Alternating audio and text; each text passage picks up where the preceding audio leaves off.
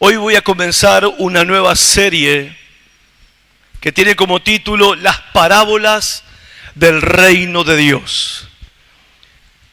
Y les invito a que abran su Biblia en Mateo capítulo 13. Comenzamos una nueva serie que nos va a llevar varios domingos sobre esta sección importante y apasionante del Nuevo Testamento, que son las parábolas del reino de Dios. Mateo capítulo 13, versículo 1. Y vamos a estar leyendo durante estos domingos hasta el versículo 58. 8 parábolas del reino de Dios para entender, para comprender y para saber cómo tenemos que vivir en este tiempo.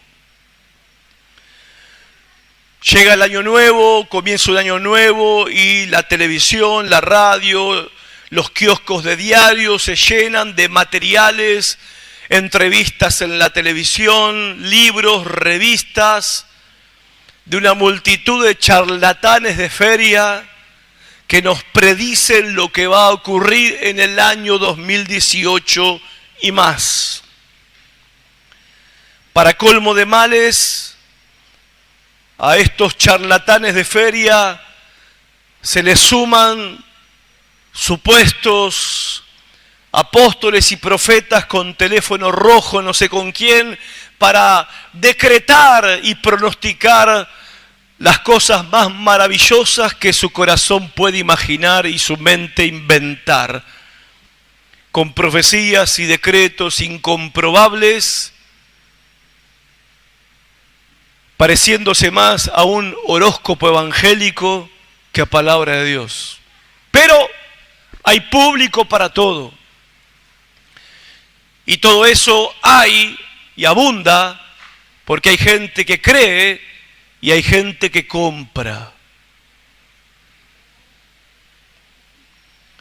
Pero ¿por qué no hacer caso al profeta Isaías, verdadero profeta de Dios, cuando dijo: ¿acaso el pueblo de Dios no consultará a su Dios? Claro, ¿no? Es lógico. Si nosotros tenemos un Dios grande y poderoso, es el Dios de la Biblia, tenemos necesidades de intermediarios, interlocutores que nos vengan a decir los secretos de Dios, lo que Dios tiene escondido en su corazón para la mayoría, pero que se lo revela a un pequeño puñado de iluminados. ¿Será que la verdad de Dios está escondida para el pueblo y necesitamos nosotros, hombres y mujeres que aparentan bajar del cielo, para decirnos a nosotros lo que Dios le dijo a ellos que nos tenían que decir? No, es necio, es ilógico, es ridículo. Nuestro Dios Jesucristo nos ha dado toda la revelación necesaria, no solamente para ser salvos del pecado y escapar del infierno. Jesucristo, nuestro Dios, nos ha dado toda la revelación necesaria para saber lo que está pasando, lo que va a pasar y cómo tenemos que vivir en estos tiempos. Y esa revelación está en las Escrituras, está en la Biblia. Y uno de esas secciones de la Biblia, parte de la Biblia, que nos traen esa revelación es Mateo capítulo 13, las parábolas del reino de Dios. Hermanos, yo creo que a partir de hoy, estos domingos, nosotros nos vamos a sorprender, pero vamos a ser sumamente enriquecidos, vamos a adquirir sabiduría y consejo de parte del Señor a través de su palabra, vamos a entender cosas que no entendíamos y les animo, entiendo, creo y confío que después de estos domingos, después de aprender y escuchar a Cristo hablando y enseñando estas palabras, para nosotros estos domingos nuestras vidas no van a ser las mismas. Vamos a entender muchas cosas que no entendíamos y vamos a conseguir respuestas a muchas preguntas que nos hemos hecho durante años. Vamos a decir, por eso pasa lo que está pasando. Por eso está pasando y ahora sé cómo tengo que vivir. Pero antes de entrar a Mateo 13, déjeme hacerle una referencia con respecto al Evangelio de Mateo. Hay 4 evangelios en la Biblia: Mateo, Marcos, Lucas y Juan. El Evangelio de Mateo tiene como propósito principal, Mateo escribió este Evangelio con el propósito de revelar y demostrar que Jesucristo es el Rey, no solamente de los judíos, sino que Él es el Rey del universo, que Él es el Rey del mundo, Él es el Rey enviado del cielo. Mateo escribe y demuestra que Jesucristo es el Hijo de Dios, el Mesías que fue prometido, que Jesucristo es el heredero del trono del rey David. Y Mateo, durante los primeros 10 capítulos,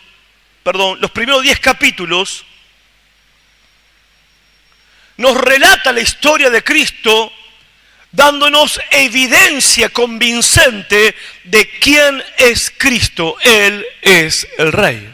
Capítulo 1, tenemos en el capítulo 1 de Mateo la genealogía de Jesús, donde uno ahí lee y se da cuenta y entiende, porque dice claramente que Jesucristo es descendiente del rey David, que Jesucristo es legítimo heredero al trono de David, porque David fue su ancestro. Capítulo 2. Nace el Señor Jesús en un pesebre, pero los magos de Oriente vienen a traer regalos y presentes para adorar ¿a quién? Al Rey que ha nacido. Los magos siguen la estrella que los lleva hasta Belén, entran al palacio de Herodes, el rey en ese momento de Israel, y le preguntan ¿a dónde ha nacido el Rey de los judíos? Capítulo 3. Ningún rey llega a un pueblo, a una ciudad, sin que antes sea preparado el camino para el rey.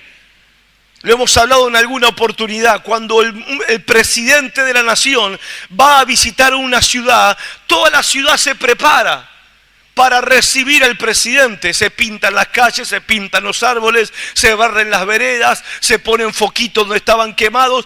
Todo se prepara. Bueno, en la antigüedad, cuando un rey iba a visitar un pueblo, iba un precursor, iba alguien primero a prepararle el camino al rey. Y allanaban las rutas, preparaban, corregían los caminos, arreglaban los caminos, arreglaban las ciudades, preparando la llegada del rey que venía detrás de él. Capítulo 3, el precursor del rey Jesucristo fue Juan el Bautista. Juan vino como el que venía a preparar el camino para la venida del rey. Capítulo 4. Jesucristo es llevado por el Espíritu Santo al desierto y ahí enfrenta y vence ¿a quién? A Satanás. Demostrando él que tiene el poder como Rey de Dios para vencer cara a cara y personalmente al diablo Satanás. Después tenemos a Jesucristo en el capítulo 5, 6 y 7 de Mateo, el Sermón del Monte, que no es otra cosa que la constitución del reino de Dios que él venía a traer a la tierra. Y capítulo 8 y capítulo 10, ¿qué tenemos? En el capítulo 8 y capítulo 10 tenemos las evidencias de que Él tiene el poder de un rey sobrenatural. Porque capítulo 8 y capítulo 10 vemos milagros tras milagros, sanidades, liberaciones, obras sobrenaturales de Jesucristo, mostrando su poder sobrenatural, su poder real, las evidencias de su poder. Los milagros son las credenciales de que Él es el Rey que viene del cielo. Pero justo en ese momento empieza a pasar algo raro. Algo raro. Cuanto más señales Jesucristo hacía, demostrando que Él era el Rey que vino del cielo, más rechazo, más lo rechazaban a Él. Y eso era raro. No rechazaban sus milagros. No rechazaban la forma en que Él se conducía y cómo Él ayudaba a los necesitados, enfermos y oprimidos por el diablo. No rechazaban las maravillas que Él hacía. No. Aceptaban los milagros, buscaban milagros, querían ver milagros, pero ellos no aceptaban que Él sea el Rey que iba a venir. Raro, ¿no? Porque para esa altura, la conclusión lógica, ¿cuál sería? Solamente el Rey prometido por Dios puede hacer todo lo que este hombre está haciendo. Esa era la conclusión lógica a la que ellos tenían que llegar a la luz de las enseñanzas de Jesús, a la luz de la forma de vida de Jesús y a la luz de los milagros de Jesús. Este no es otro que el Mesías que ha venido, pero no lo aceptaron. No lo quisieron reconocer, lo cual demuestra la ceguera espiritual que el pueblo judío tenía, ciegos. Entonces entramos al capítulo 11.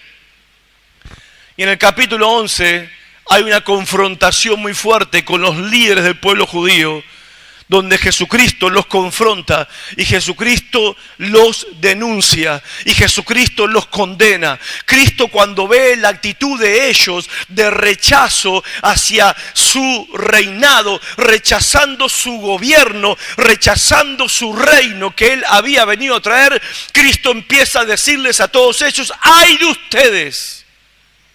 ¡Ay de ti, Corazín! ¡Ay de ti, Capernaum! ¡Ay de ti, Betsaida! Porque si los milagros que se hicieron en tu ciudad se hubieran hecho en Sodoma y en Gomorra, ellos se hubieran arrepentido. ¡Ay de ti, Tiro! ¡Ay de ti, Sidón!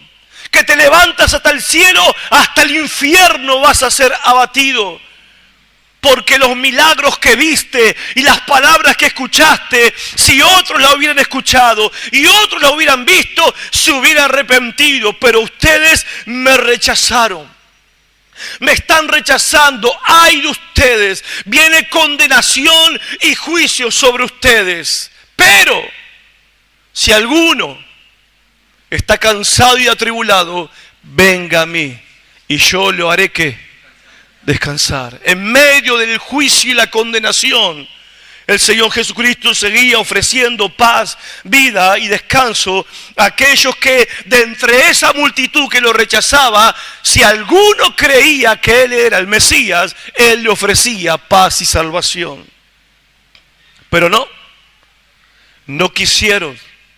Y entramos al capítulo 12, y en el capítulo 12 lo que vemos es un mayor rechazo de Cristo. El capítulo 12 es un capítulo clave, porque es ahí donde el Señor les dice a ellos: ustedes están más allá del perdón de Dios. Jesucristo terminaba de echar afuera un demonio de la vida de un joven que era mudo y sordo, y el mudo y sordo habló y oyó, Y la gente se maravilló y el pueblo decía, cuando el pueblo empezó a decir, ¿no será este el Mesías? Salieron los fariseos y los judíos a decirle, este echa fuera a los demonios con el poder de Satanás. No es de Dios, este hombre es del diablo. Y cuando Jesucristo oyó eso, cuando el Señor entendió lo que estaban diciendo, Jesucristo le dijo, ese pecado no tiene perdón de Dios. Toda blasfemia contra el Padre será perdonada.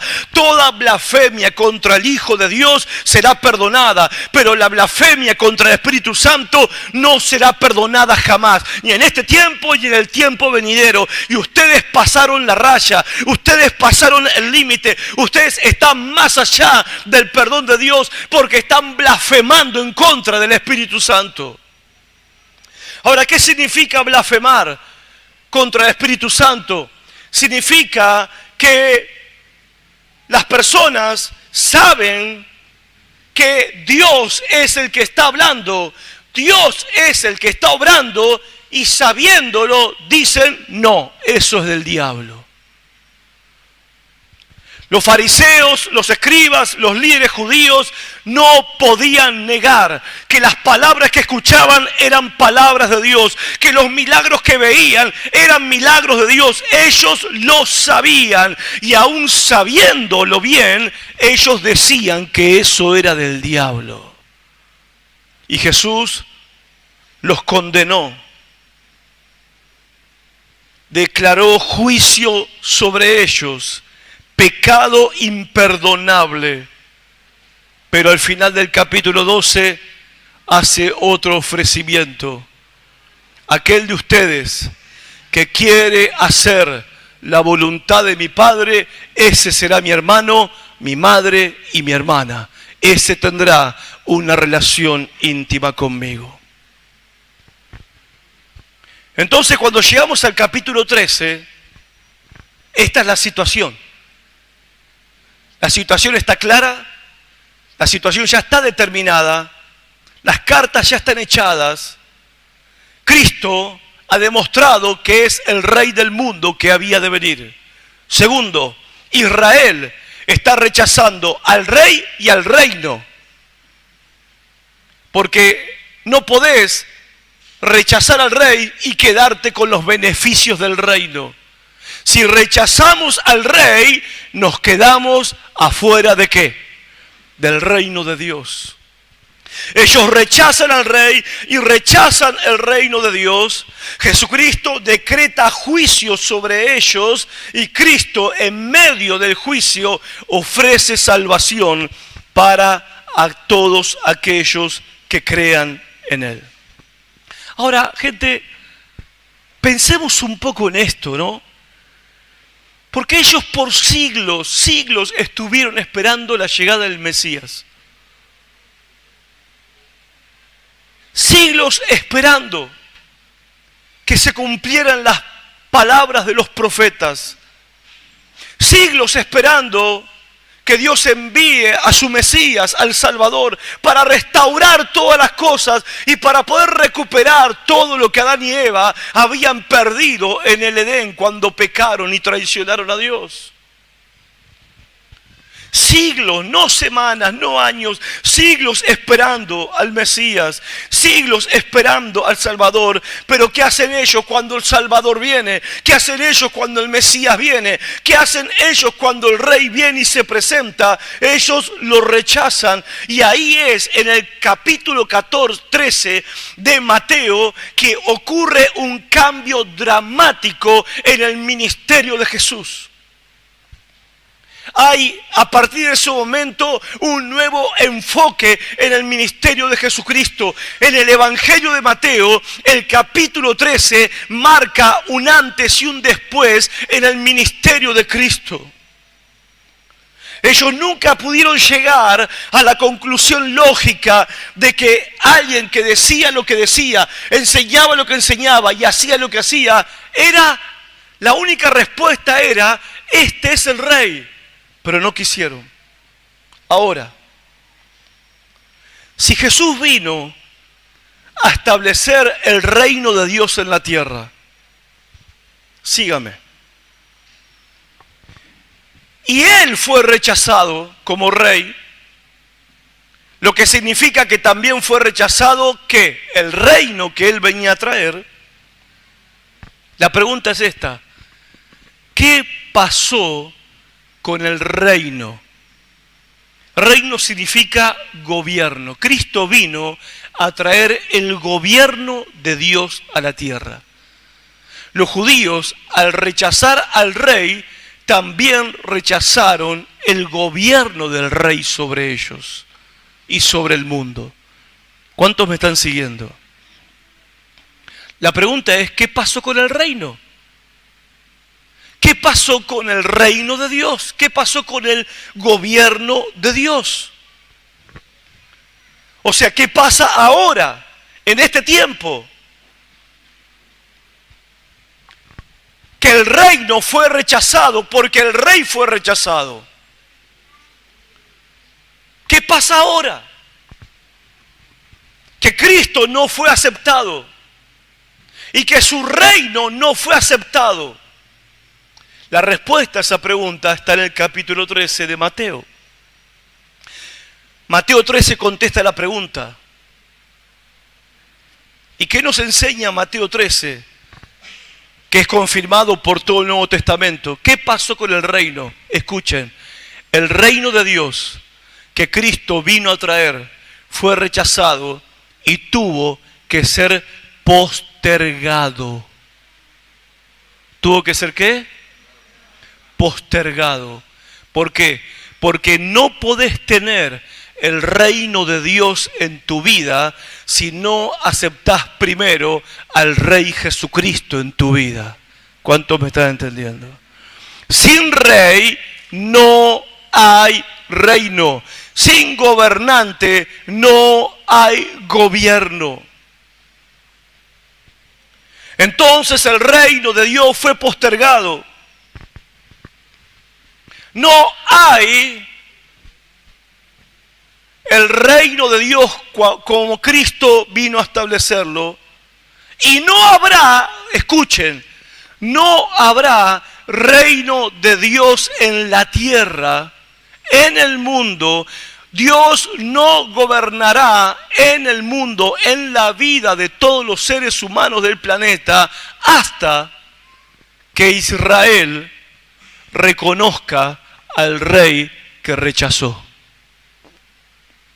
Y eso va a suceder. Eso va a suceder. Va a llegar el tiempo, y dicen algunos que falta poco, en el tiempo de la gran tribulación, la nación de Israel va a recibir un avivamiento de parte del Espíritu Santo, y un remanente grande de la nación de Israel van a reconocer a Cristo como Rey. Escuchen, el reino de Dios no se puede establecer en la tierra hasta que Israel no reconozca al Rey que el Padre le fue enviado. ¿Cuánto me están entendiendo?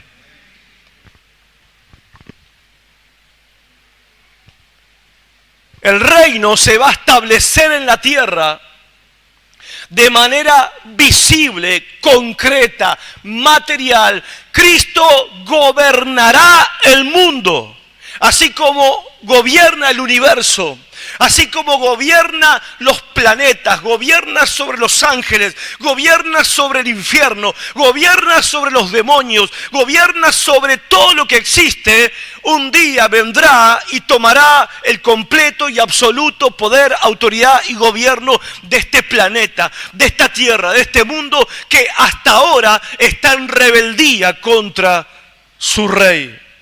¿Y cuándo va a suceder eso? En la segunda venida de Cristo. Hermanos, Cristo vuelve por segunda vez para establecer el reino que fue rechazado la primera vez. Ahora, ¿por qué Dios no estableció el reino igual? ¿Por qué Dios no estableció su gobierno igual y nos hubiéramos ahorrado 2 guerras mundiales, nos hubiéramos ahorrado tantas masacres, tantas matanzas, nos hubiéramos ahorrado tanta perversidad, nos hubiéramos ahorrado tantas pestes y enfermedades que han venido desde ese tiempo hasta el día de hoy, nos habríamos ahorrado tantos sufrimientos. ¿Por qué Cristo no estableció el reino a pesar de que los judíos lo habían rechazado? Porque Dios es fiel a sus promesas. Dios le prometió un reino a Abraham, Dios le prometió un reino a Isaac, Dios le prometió un reino a Jacob, Dios le prometió un reino al pueblo de Israel, y ese reino prometido el Señor lo establecerá, porque Dios cumple sus promesas. Dios es fiel a su palabra. Él empeñó su palabra a Abraham, Él empeñó su palabra con Moisés, Él empeñó su palabra con los profetas, Él empeñó su palabra con el rey David, y Él va a cumplir su palabra. Y un día la nación de Israel se volverá al Señor Jesucristo y lo reconocerán como rey. Ese día Cristo volverá y establecerá su reino en la tierra. Ahora, mientras tanto, ¿qué onda?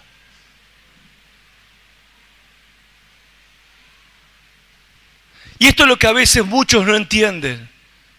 El tiempo que estamos viviendo nosotros ahora.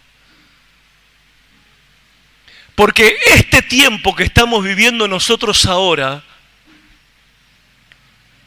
es el tiempo donde nuestro rey está ausente.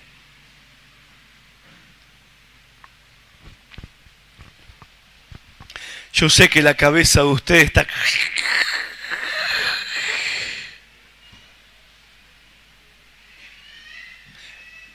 El rey vino en persona la primera vez y fue rechazado. El rey volverá en persona la segunda vez, y esa vez será reconocido y establecerá su reino. Entre la primera venida y la segunda venida de Cristo, en el medio estamos nosotros.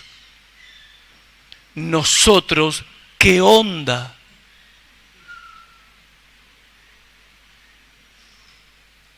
¿Qué pasa ahora? ¿Qué pasa mientras tanto? Y eso es lo que nos enseña Mateo capítulo 13, las parábolas del reino.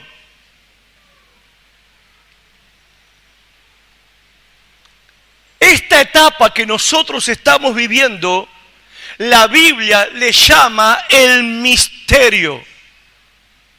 ¿Por qué le llama misterio? Porque esta etapa que nosotros estamos viviendo, que se llama la época de la iglesia, no fue revelada en el Antiguo Testamento. Los profetas antiguos, los reyes antiguos y los patriarcas antiguos siempre creyeron en la venida del Mesías y en el establecimiento del reino, pero lo que ellos no pudieron ver, que el rey iba a ser rechazado en su primera venida. Ellos vieron la venida de Cristo y la vieron viniendo en su segunda venida para reinar, para gobernar y para establecer el reino espiritual y el reino a nivel mundial.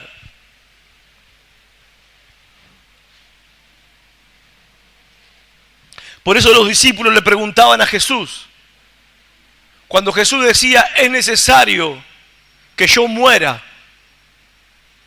Ellos decían, ¿cómo puede ser? Si los profetas dicen que el Mesías es para siempre. ¿Cómo? ¿Cómo dices que tenés que morir? Vas a morir. Si la Escritura dice que el Mesías permanece para siempre, para ellos era un misterio. Que Dios iba a abrir una puerta para que los no judíos entraran al reino. Para ellos era un misterio, incluso para la iglesia primitiva. Cuando los no judíos se empezaron a convertir a Cristo, empezó a haber problemas en la iglesia porque todos eran judíos. Y cuando empezaron a venir a la iglesia, los que no eran judíos, lo estaban esperando con un cuchillo para circuncidarlo. Porque ellos querían que todos se hicieran judíos para ser salvos. Querían que todos se hicieran judíos para entrar al reino de Dios. Porque si no cumplían la ley de Moisés, no podían entrar al reino de Dios. Eso creían los primeros cristianos, hasta que el Señor, por el Espíritu Santo, empieza a revelarle a los apóstoles y a los profetas el misterio que estaba escondido, que es la iglesia de Cristo, el cuerpo de Cristo en la tierra, de judíos y de no judíos, un solo cuerpo, una sola cabeza, Cristo, que está sentado a la diestra de Dios, gobernando como Dios todopoderoso. Pero ellos eso no lo entendían. El apóstol Pablo fue uno de esos apóstoles que el Espíritu Santo le mostró esta revelación del misterio, que Dios tenía preparado un plan desde antemano, y ese plan se llamaba la iglesia. Unir a los dos pueblos y hacer un solo pueblo, una sola iglesia, un solo cuerpo de Cristo en la tierra. Judíos y no judíos, pero ellos, los judíos, eso no lo vieron, y la iglesia primitiva no lo veía hasta que vino la revelación del Espíritu Santo. A Pedro lo mandaron a predicar a la casa de Cornelio, que era un no judío, y Pedro no quería predicarle a los que no eran judíos, no quería predicar. El misterio del Antiguo Testamento es revelado, ahora escuchen, en el Nuevo Testamento, ahora escuchen esto. Como ellos no sabían lo que iba a pasar ahora, porque el Señor ve que es rechazado, bueno, ¿qué sigue ahora? Cristo viene a establecer su reino y no lo aceptan. ¿Qué sigue ahora? Se frustró, qué macana. Lo intentamos. No, Dios tenía un plan. Pero como ellos no sabían ese plan que Dios tenía preparado, porque era un misterio, ¿qué hace el Señor Jesús? Les da 8 parábolas para que ellos entiendan lo que ahora va a pasar. Lo que ustedes no entendieron y lo que ustedes no comprendieron, bueno, yo se los voy a explicar y se los voy a enseñar con estas 8 parábolas. Estas 8 parábolas explican el tiempo que estamos viviendo nosotros, la iglesia, hoy en 2018.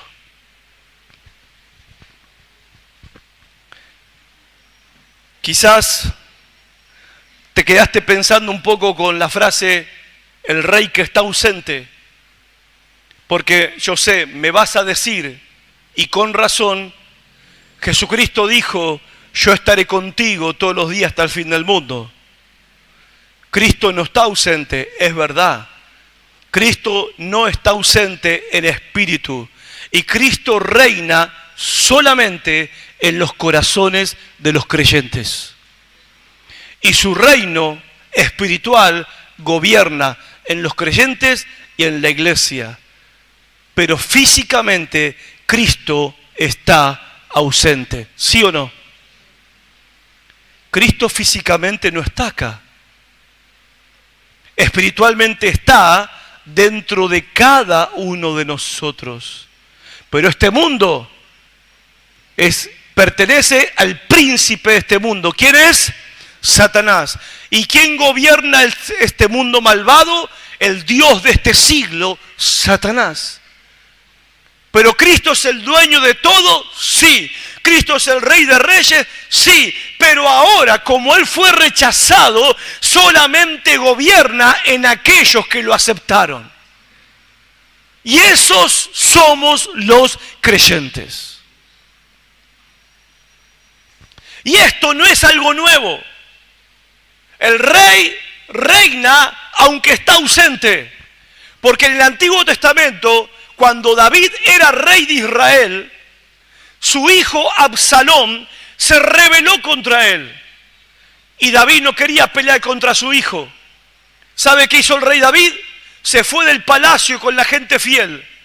y huyó del palacio, huyó de Jerusalén, y su hijo rebelde se sentó en el trono de su padre, usurpó el trono de David, su padre, y se hizo coronar como rey. Pero el verdadero rey seguía siendo David, y para el pueblo que vivía en Israel, en su corazón, ellos reconocían solamente a David como rey. Lo mismo pasa en este tiempo con Jesucristo. Jesucristo es el verdadero rey, pero fue rechazado. Hay un usurpador sentado en el trono, pero para nosotros los creyentes, en nuestro corazón, nosotros sabemos quién es el rey y nosotros sabemos quién gobierna en el cielo y en la tierra. Se llama Jesucristo.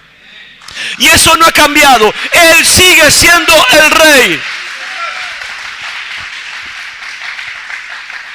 Nada más que nuestro rey, hermanos, está ausente.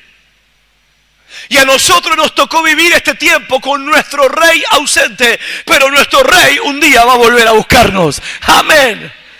Un día va a volver a buscarnos. No nos ha dejado solos el Señor. No los dejaré huérfanos, le dijo a los discípulos. Les voy a mandar otro como yo, el Espíritu Santo. Pero un día, yo mismo en persona, voy a volver. Entonces, estas 8 parábolas hablan de nuestro tiempo. El tiempo de la iglesia. Habla del 2018. Les digo una cosa, se van a sorprender. Cuando leamos las parábolas y aprendamos las parábolas y escuchemos a Cristo hablando en las parábolas, como Cristo está hablando como si estuviera viendo todo lo que está pasando hoy en día. Lo dijo que iba a pasar hace 2000 años atrás. Ahora, ¿cómo será el reino con el rey ausente? Bueno, un dato que hay que tener en cuenta. Hay una particularidad. ¿Cómo es el reino de Dios en la tierra estando el rey ausente? El reino de Dios en la tierra es un reino donde convive, escuche, lo verdadero y lo falso. En este tiempo, en el reino de Dios está pasando algo. El trigo está creciendo y la cizaña también. Todo en el mismo reino. Y eso es lo que a veces no entendemos y comprendemos. Y es motivo de muchos conflictos y de muchos tropiezos y de mucha confusión. Porque nosotros damos por sentado que todo aquel que dice que es de Cristo es hermano. Nosotros damos por sentado que toda persona que se sienta en un banco de la iglesia es cristiano. Y ese es nuestro más grave error. Creer que todo el que dice que es evangélico, que todo el que dice que es salvo, que todo aquel que dice que cree en Dios, nosotros aceptamos que cree en Dios. Y ese es el problema de no entender lo que Cristo nos dijo. En el tiempo de mi reino, cuando yo esté ausente, la cizaña va a crecer y juntamente con el trigo. En ese tiempo, no se olviden de lo que les digo, dijo el Señor en Juan 15, yo soy la vid verdadera. Y hay pámpanos, hay ramas que llevan fruto. Pero hay otras ramas que están pegadas a mí, que no llevan fruto. Y esas ramas van a hacer ¿qué? Pero ¿qué tenemos hoy? Muchos pegados a Cristo. Muchos identificados con Cristo, muchos que tienen a Cristo en la boca.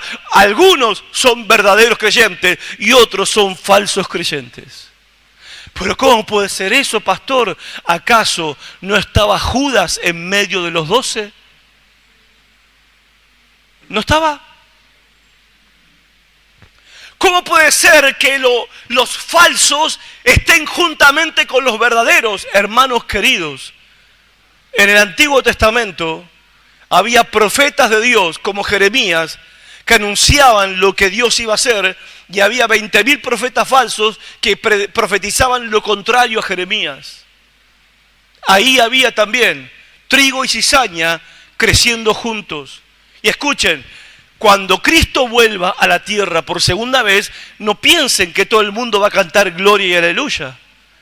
Él va a gobernar. Satanás va a ser atado por 1000 años, Cristo gobernará en la tierra por 1000 años y las naciones del mundo obedecerán el gobierno de Cristo, pero pasados los 1000 años, Satanás va a ser desatado y muchas naciones se van a rebelar otra vez contra Cristo, porque muchos, aún estando Cristo en la tierra, gobernando en Jerusalén, en el trono de David, muchos van a estar desconformes con el reinado de Cristo y se van a levantar en contra de él en la gran batalla del Armagedón. Mira dónde lo estoy llevando, Apocalipsis. Pero esto para mostrarle que aunque Cristo venga por segunda vez, no lo va a recibir todo el mundo, no lo va a aceptar todo el mundo. La única diferencia con la primera vez, que Él fue crucificado, al tercer día se levantó de los muertos, la única diferencia es que ahora por segunda vez, Él no viene como el hijo del carpintero, Él viene como el rey montado en un caballo blanco, y el que no quiera someterse va a ser pasado a la espada. Así que muchos van a decir, sí señor, sí señor, sí señor, de boca para afuera, pero no de corazón. Porque en el reino la cizaña crece juntamente ¿con qué? Con el trigo.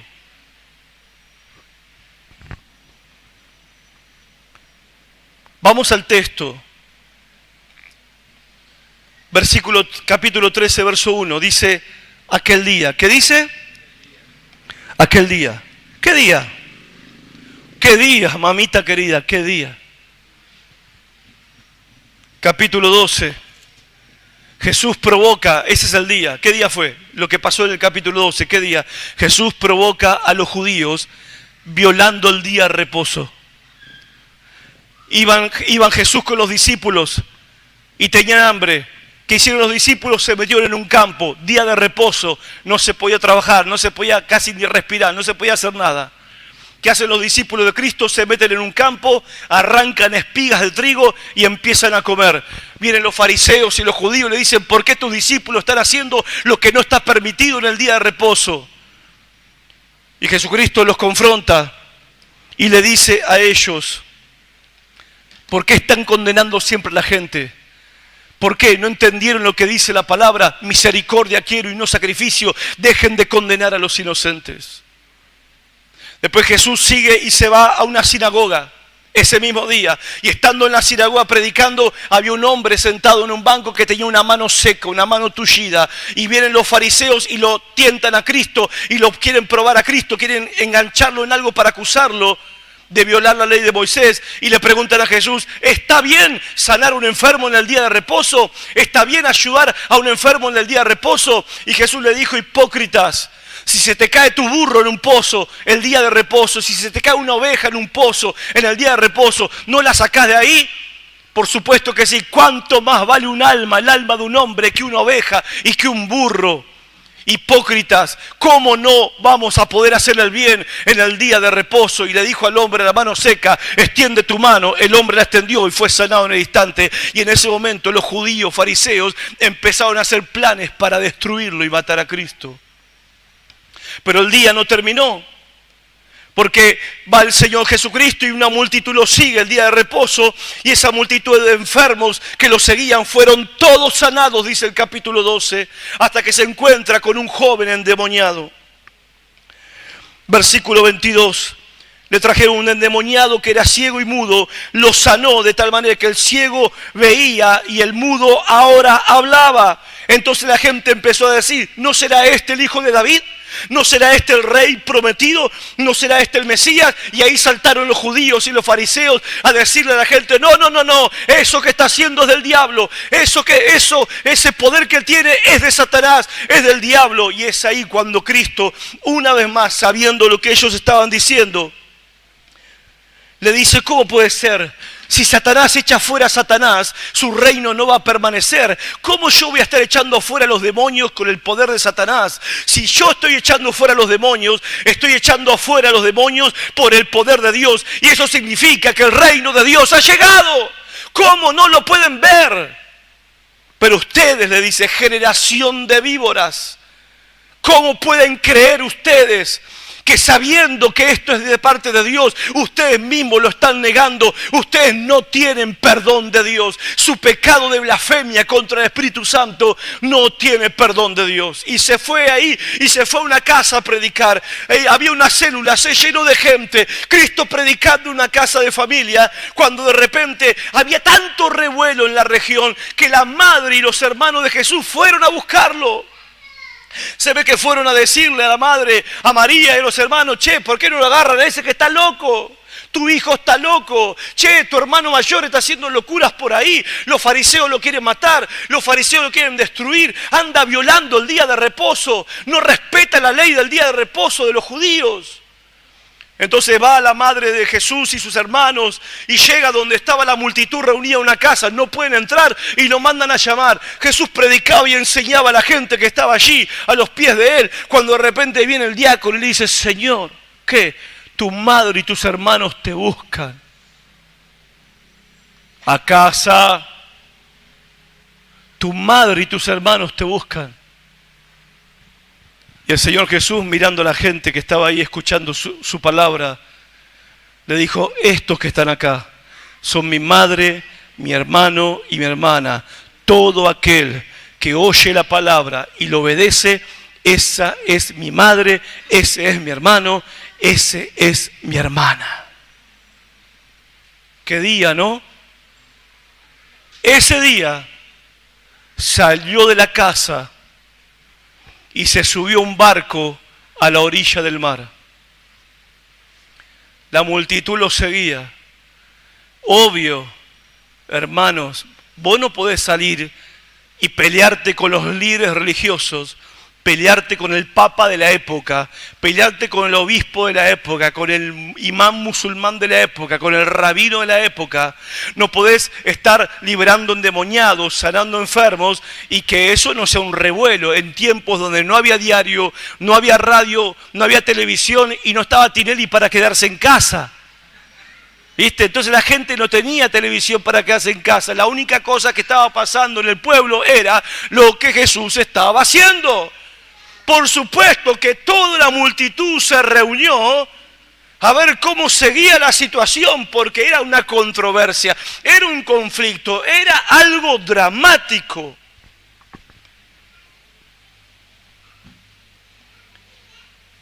Y la multitud viene a escuchar, a ver. Y miren, para que una multitud se junte en Israel, eso era ya un milagro, porque en Israel, una nación agrícola, eran campos, una casa, campo, una casa, campo, una casa, no como ahora, una casa al lado de la otra. ¿Se entiende? Pero se corrió tanto la voz de lo que Cristo estaba haciendo, de lo que Cristo le decía a los líderes judíos, de los endemoniados liberados, de los enfermos sanados, que se corrió la voz en toda la región, y al otro día, y ese mismo día, una multitud se juntó. Por eso Jesús va y se sienta en una barca para poder predicar. Los discípulos seguros se ponen al lado de la barca con el agua hasta la cintura para sujetar la barca. No sea cosa que Cristo predicaba y la barca se movía de un lado para otro por el agua del mar. Estaban ahí los discípulos viendo la multitud, como diciendo: Señor, por fin creció la iglesia. Mirá toda la gente que vino. ¡Wow! Se nos llenó la playa. ¡Qué evento, hermano! Las multitudes que hay acá.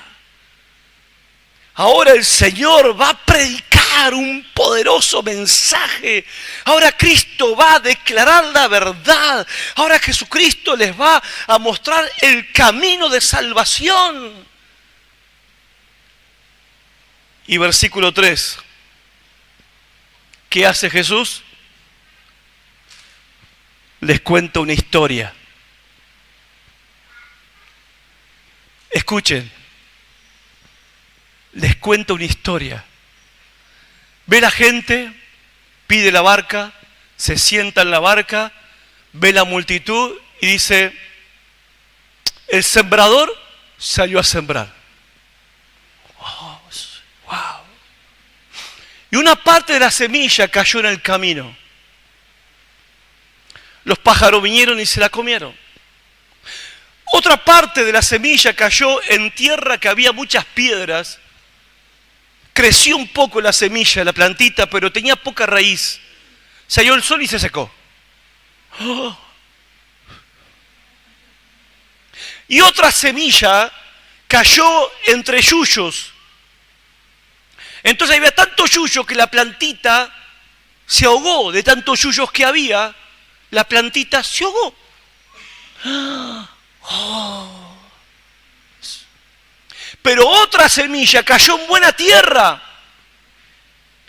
y dio fruto a 30, 60 y a 100 por uno. El que tiene oídos para oír, que oiga. Hasta mañana.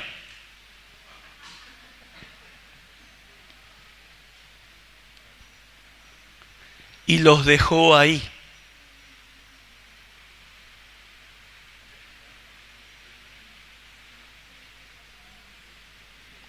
Volvió a la casa el marido y la mujer dice, ¿qué dijo? ¿Qué dijo el Señor? ¿Qué dijo el Señor? Un sembrador salió a sembrar. Perdió el 75% de la semilla, el 25% le dio fruto. ¿Y qué significa? Ni sé, ni idea. Eso dijo. ¿Y qué más dijo? Nada más. Eso dijo. ¿Y qué quiso decir? No sé. Pero eso dijo.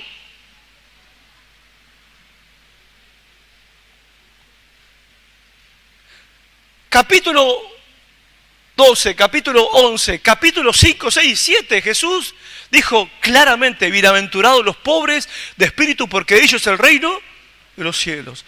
Bienaventurados los que sufren, porque ellos recibirán ¿qué? Consolación. Clarito. ¿Querés perdonar? ¿Querés recibir perdón? Tenés que ser perdonado. Cuando ores, orá así. Padre nuestro que estás en los cielos, santificado sea tu nombre. Cuando des una ofrenda, que no sepa tu derecha lo que hace tu izquierda. Clarito. Cuando ayunes, poné buena cara, no te hagas el ayunador. Clarito. Si alguien te pide, dale. Y si te quiere sacar el saco, dale la camisa. Clarito.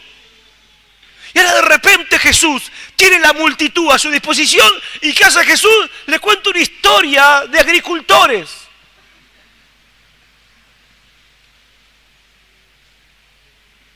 Una parábola que nadie entendió nada. Nadie entendió ni jota. Y la pregunta es, ¿por qué un predicador predica un mensaje, cuenta una historia que la gente no va a entender? Porque se supone que el predicador está predicando esperando que la gente entienda lo que él predica. Porque quiere que la gente se arrepiente y quiere que la gente crea en su mensaje. Pero ¿por qué le cuenta una historia que nadie puede entender? Entonces, versículo 10, los discípulos reaccionan y le dicen, ¿por qué le hablas en parábolas? No era una pregunta, era una afirmación. En el versículo diciendo, no podés. Como así, ¿viste? No podés hacer lo que hiciste, Señor. Era el momento, era nuestro momento, era nuestra hora, era acá, pum, para arriba el ministerio, vino toda la multitud. No podés contar una historia, contar un cuento, no podés. Ellos no entendían. No entendían que Jesús había cambiado la estrategia. Ellos no entendían que en este momento ocurrió un cambio dramático en el ministerio de Jesús. Entonces, a los discípulos que no entienden, pero son discípulos, son seguidores de Cristo, son trigo y no cizaña, les va a explicar qué significa lo que nadie entendió. Verso 11, míralo en tu Biblia, 11.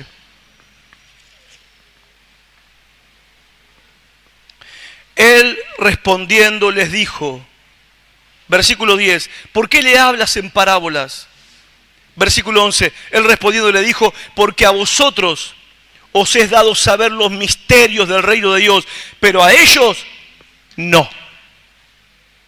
A ustedes sí, a ellos. Hermanos, es duro aceptar la soberanía de Dios y que Dios hace con la gente como Él quiere, no como nosotros queremos. A ustedes que son mis discípulos, ustedes que creen que yo soy el Rey, a ustedes les voy a explicar el misterio del reino de Dios, pero a ellos nada. A ellos no.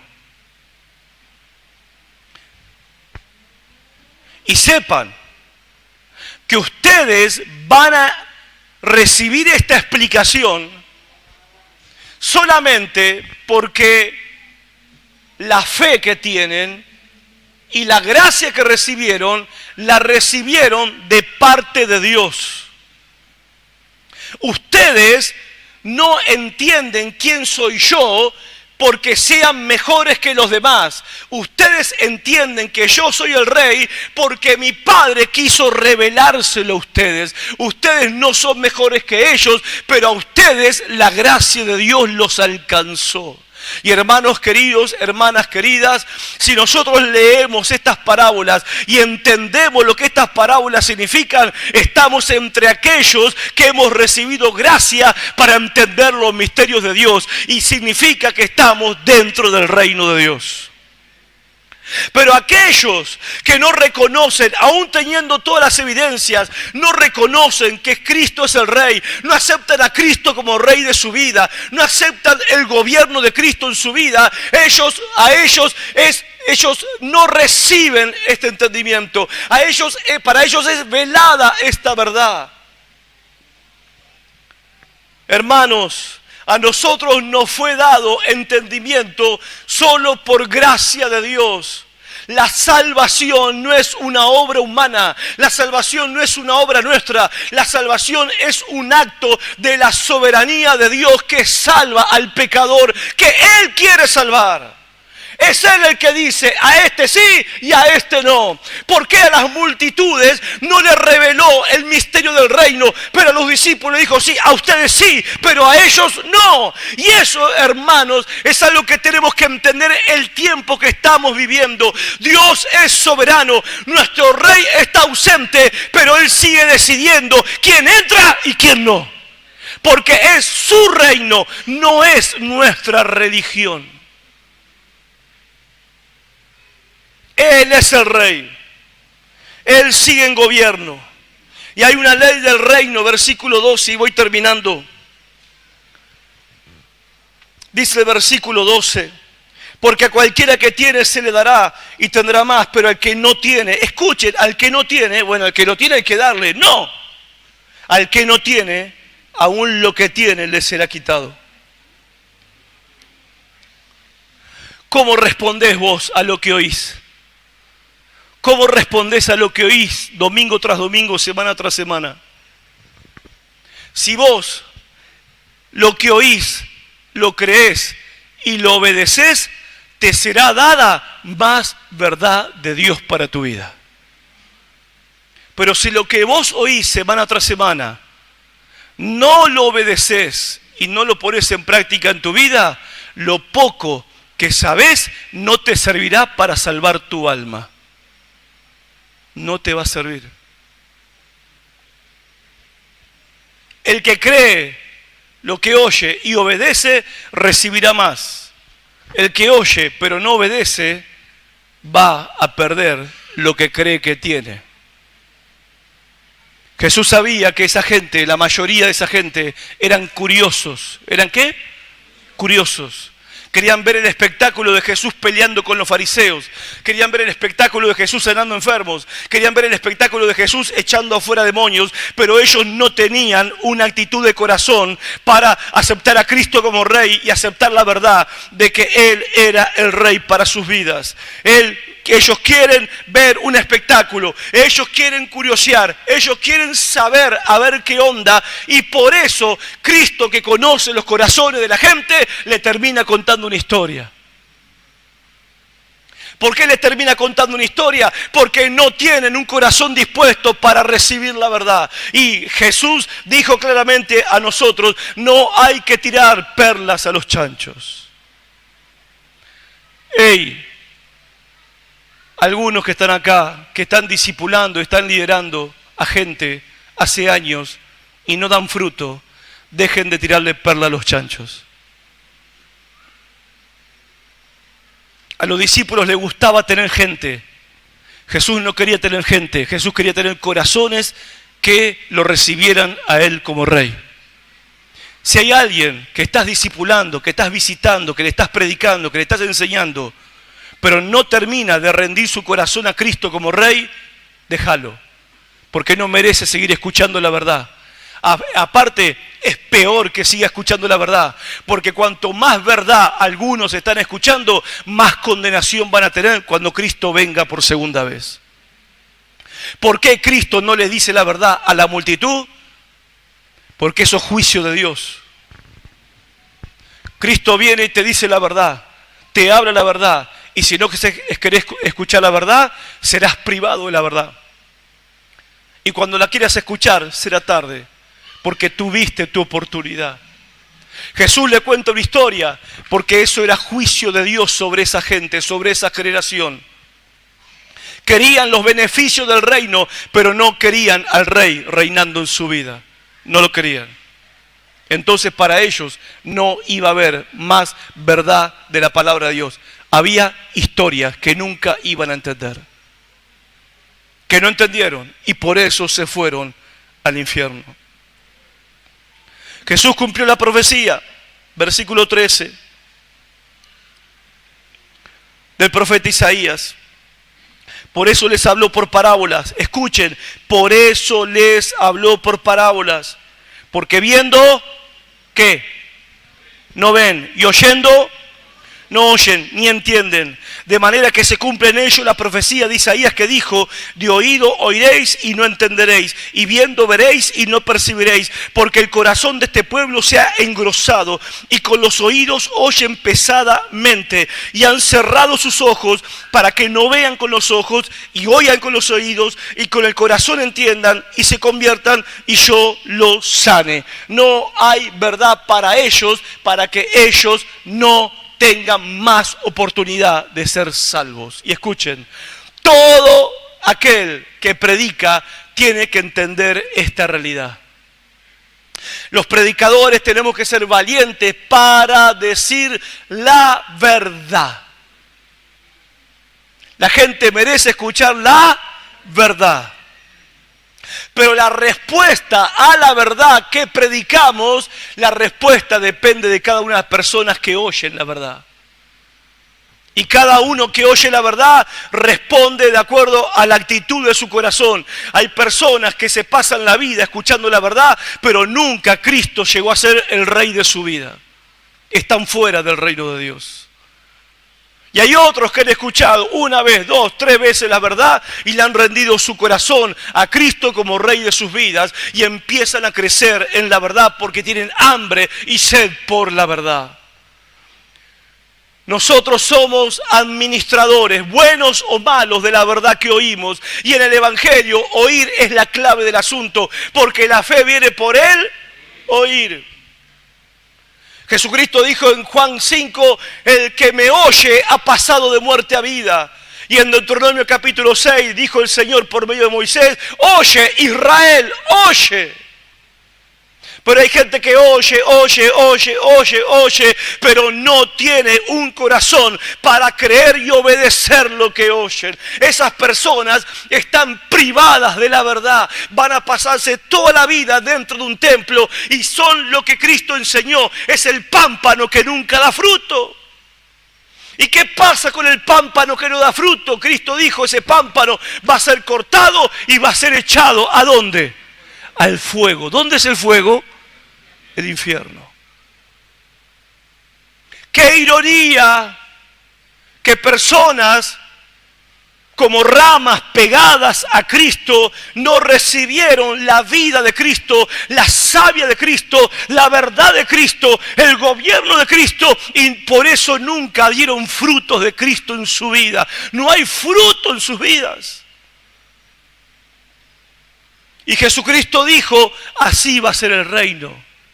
Más vale que lo sepan, así va a ser el reino. La cizaña crece junto con el trigo. El reino es como una red que saca toda clase de peces. Peces buenos y peces malos. Así es el reino. Ahora, ustedes que oyen, Jesús le dice a los discípulos, ustedes que oyen, versos 16 y 17, ustedes que oyen y ustedes que entienden, bienaventurados. Porque muchos profetas y sabios y reyes quisieron ver lo que ustedes ven y no lo vieron. Oír lo que ustedes oyen y no lo oyeron. Pero ustedes son bienaventurados por entender lo que ellos no entienden. Amén. Amén. Pero la pregunta esta noche que tenés que llevarte en tu corazón y en tu mente, ¿qué clase de oyente sos? Oír no salva a nadie. Oír el evangelio no salva a nadie. Venir a la iglesia no salva a nadie. Decir soy cristiano no salva del infierno a nadie. ¿Qué hago con lo que oigo? Esa respuesta es la que determina si soy salvo o no soy salvo, si estoy en el reino o estoy afuera del reino. ¿Qué hago con lo que oigo?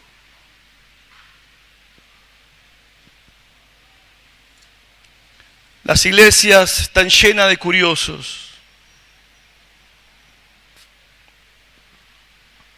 Se organiza un evento, se invita a un famoso y se llena la Estación Norte, el Estadio Ferro, se llena la Cancha de Libertad de curiosos que van a escuchar lo que ya escucharon 20.000 veces y nunca dieron ni un fruto de lo que escucharon 20.000 veces hace 30 años que están escuchando. Y ustedes piensan, ustedes creen que esas personas son cristianas, que esas personas son salvas. ¿Ustedes creen que esas personas van a ir al cielo? ¿Saben cómo hablamos nosotros de algunas personas como esas? Sí, porque fulano conoce la palabra, pero no sé por qué vive así, porque no conoce nada.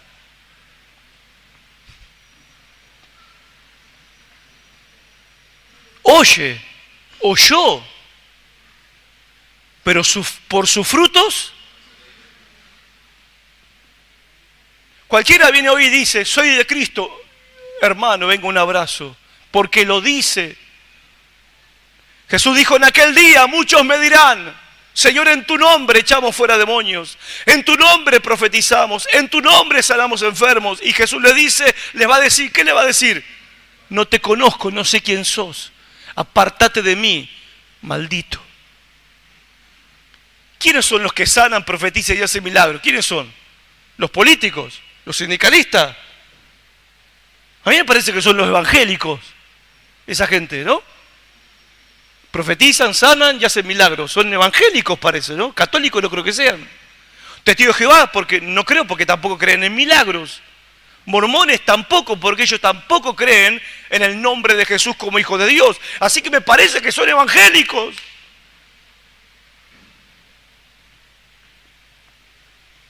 Pero ¿cómo puede ser? Así será el reino de Dios.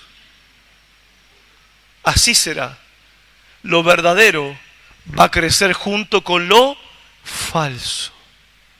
Entonces vamos a arrancar la cizaña. No, dijo el Señor. No toquen la cizaña. Cuando yo vuelva, voy a separar la cizaña del trigo. El trigo a mi granero, la cizaña va a ser quemada en el fuego. ¿Ustedes creen que estar en la iglesia y escuchar el Evangelio es gratuito? No, tiene un precio alto. ¿Ustedes creen que venir a la iglesia y escuchar la palabra es así nomás? De cada palabra que hemos oído, daremos cuenta en el día del juicio. Es más, nosotros los que oímos seguido, vamos a ser juzgados más severamente que los que nunca oyeron. ¡Ay de ti, Capernaum! Porque si los milagros que se hicieron en tu ciudad se hubieran hecho en Sodoma y Gomorra, terrible Sodoma y Gomorra, ellos se hubieran arrepentido. Pero vos viste los milagros y no te arrepentiste. Tu castigo va a ser peor que el de Sodoma y Gomorra. ¿Qué clase de oyente sos?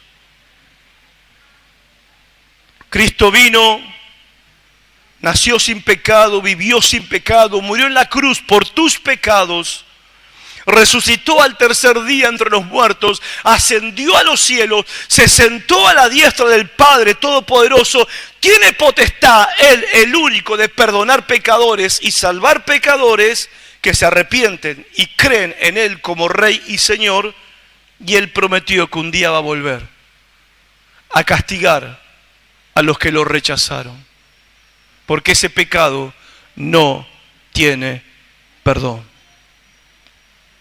No podemos, la gente hoy en día busca los beneficios del reino, paz, sanidad, bendición, liberación, prosperidad, armonía, los beneficios del reino, pero la gente no quiere un rey que gobierne su vida.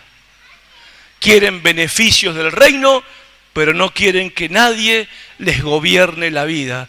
Y Cristo no es el llavero que llevo en la cintura. Cristo es el Rey que vino a gobernar y tomar control en mi vida. Si Él es mi Rey, seré salvo. Si lo rechazo, estoy perdido. ¿Cómo estás escuchando el Evangelio? ¿Cuál es tu respuesta a este Evangelio? Te invito a ponerte de pie, vamos a orar. Cierra tus ojos por un momento. Deberíamos agradecer a Dios por escuchar lo que estamos escuchando. Deberías darle gracias a Dios por entender lo que estás entendiendo.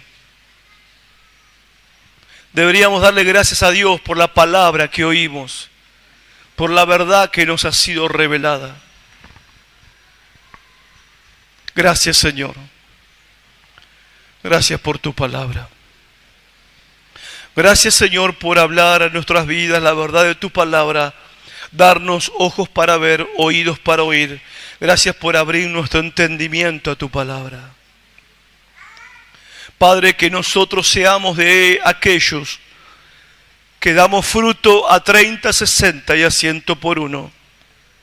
Padre, que esta noche, si hay alguno que no está unido a Cristo como la vid verdadera, haz la obra esta noche. Concédele arrepentimiento y fe para que reciba a Cristo como el Rey de su vida. No permitas que ninguno de los que están aquí se pierdan.